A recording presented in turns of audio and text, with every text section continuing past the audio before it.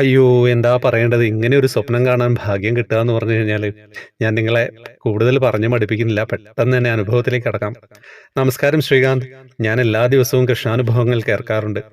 അപ്പോൾ ഞാൻ എനിക്കുണ്ടായിട്ടുള്ള ഒരു അനുഭവം പറയാമെന്ന് വിചാരിച്ചിട്ടോ. ഞാൻ വിഷ്ണു സഹസ്രനാമ പഠന ഗ്രൂപ്പിൽ ചേർന്നു.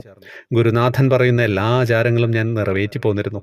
ക്ലാസ്സിലെ വോയിസ് അയക്കുന്നതിൻ്റെ ആദ്യം ഭഗവാന്റെ പല അവതാര ഫോട്ടോയും ഇടുമായിരുന്നു. ഞാൻ കുറേ നേരം ആ ഫോട്ടോയിൽ നോക്കി ഇരുന്നിട്ടാണ് ക്ലാസ് കേൾക്കാറുള്ളത്. അങ്ങനെ ക്ലാസ് തീരാൻ കുറച്ച് ദിവസം മാത്രമേ ഉള്ളൂ. ഒരു ദിവസം ഞാൻ പ്രാർത്ഥനയൊക്കെ കഴിഞ്ഞു ഉറങ്ങി. ഒരു 2 മണിയൊക്കെ ആയിട്ടുണ്ടാവും ട്ടോ. ഞാൻ ഗുരുവായൂരിൽ ക്യൂ നിൽക്കുകയായിരുന്നു. ഉള്ളിൽ പ്രവേശിച്ച് ആ കോണി കയറാൻ 2ാമത്തെ സ്റ്റെപ്പിൽ നിൽക്കുകയായിരുന്നു. അപ്പോൾ ചുറ്റമ്പലം ചുറ്റി ഒരു മുത്തശ്ശൻ്റെ കൈ പിടിച്ച് ഒരു കൊച്ചു കുഞ്ഞ് വരുന്നു. ആ കുഞ്ഞ് എന്നെ നോക്കി ചിരിക്കുന്നുണ്ട്. എൻ്റെ അടുത്തെത്തിയപ്പോൾ കൈപൊക്കി എന്നോട് എടുക്കാൻ പറഞ്ഞു. ഞാനെടുത്തു. മുത്തശ്ശൻ അങ്ങ് പോവുകയും ചെയ്തു. ഞാൻ ആ കുഞ്ഞിനെയും എടുത്ത് നാലമ്പലത്തിലേക്ക് കടന്നു. അപ്പോൾ മേൽശാന്തി വാതിലും പിടിച്ച് പുറത്തേക്ക് നോക്കി നിൽക്കുന്നു.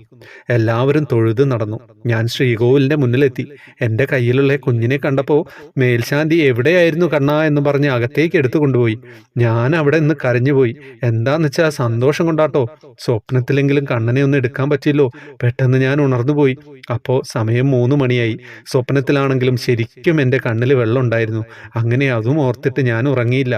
നാമം ജപിച്ചു കിടന്നു. പിറ്റേന്ന് രാവിലെ ഞാൻ ഇതെല്ലാവരോടും പറഞ്ഞു. അമ്മ പറഞ്ഞു നിന്റെ കൂടെ കൃഷ്ണനുണ്ട് എന്ന്. അങ്ങനെ ഞാൻ സഹസ്രനാമത്തിൻ്റെ വാട്സപ്പ് ഗ്രൂപ്പ് നോക്കുമ്പോൾ അന്നത്തെ ഫോട്ടോയിൽ ഞാൻ കണ്ട അതേ കുഞ്ഞിൻ്റെ മുഖം. അത് കണ്ടപ്പോൾ എനിക്ക് അത്രയ്ക്ക് സന്തോഷമായി.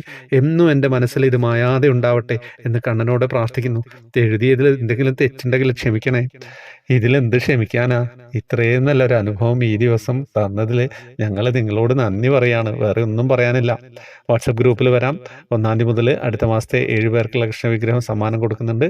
ജോയിൻ ബട്ടണിലൂടെ വരാം. ഫേസ്ബുക്ക് കമൻറ്റ് ബോക്സിൽ ഡീറ്റെയിൽസ് ഉണ്ടാവും. ഹരേ കൃഷ്ണ.